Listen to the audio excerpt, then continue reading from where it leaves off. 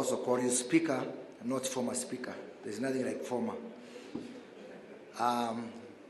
Chair of the Council of Governors, Your Excellency Governors, Members of Parliament, the incoming broad-based Chair of the Health Committee in the National Assembly, members of the Senate Committee, my sister, Cabinet Secretary for Health and Principal Secretary. I just want to take 2 minutes to weigh in on this very, very important topic. And I know that a number of countries are going to be affected by this move by the US government to really work for interest of their own people. And I sympathize with other countries. I sympathize with other countries, and somehow I'm happy for Kenya. And I'm happy for Kenya because I shudder with fear to imagine what would have happened if these changes, if this program was being withdrawn when we don't have what we are doing as a country in terms of reforming our healthcare. I was just talking to Honorable Nyikal here, and we are agreeing on one thing, that this could be the labor pains. It could be the labor pains for us to have a working healthcare system. And if we bear with the pain of the labor pain, we will be better off. We'll be happy with the child that will be born. I am persuaded that this could be one of the best things that ever happened to us as a country. Because for how long were we expecting other countries, other taxpayers, to continue supporting very essential layer of health services? What were we imagining? At what point would it have come to an end?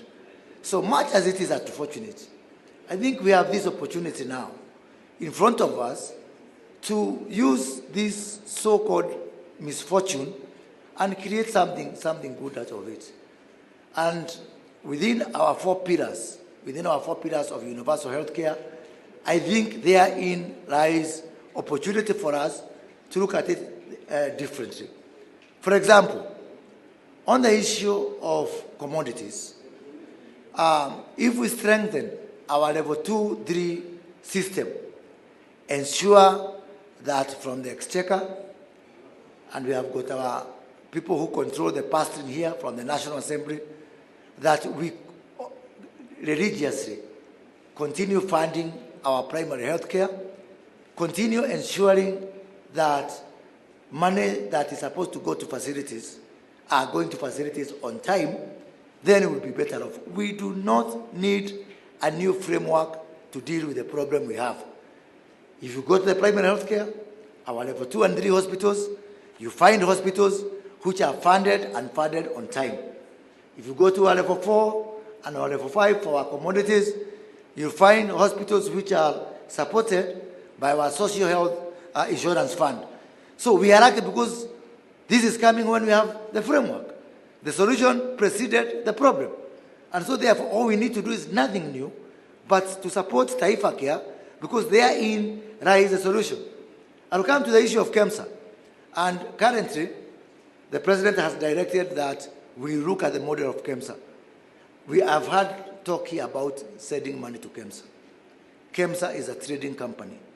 The only thing we need to do is to ensure that KEMSA, and because of the measures that the President has put in place, we are increasing the availability, the fill rate, from 52% to 98%.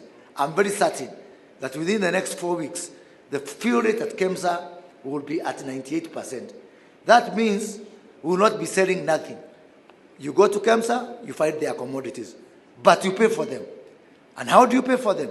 You pay for them by ensuring that a proportionate contribution from your facility improvement fund is going directly for health commodities, such that, and because of the reform measures, because they are involving commercial banks, hakutakuwa na deni pale KEMSA. You are going to go there and you're told, commodities are there, but you pay. So it's really up to our counties, our esteemed governors to ensure that we strengthen the Facilities Improvement Fund. It is up to the National Assembly to ensure that we continue funding the primary health care fund so that the system is working seamlessly. Finally, Let me just comment on the issue of the affected health workers. And I believe that together, the Ministry of Health and the counties and the stakeholders will find a solution for this. But again, we are fortunate as a country because starting next week, we are starting our national rollout of our digitalization for health. And we'll be able, at least for the next 7 months, to deploy most of the affected workers as much as we can be able to fit to assist us within the rollout program that we have, because it is right here. But that is only temporary, and I do believe within the long term a solution will be found.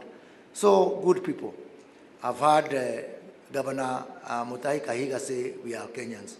So as Kenyans, not as mountaineers, wacha tushikane mkono tupate solution for this issue. Thank you very much.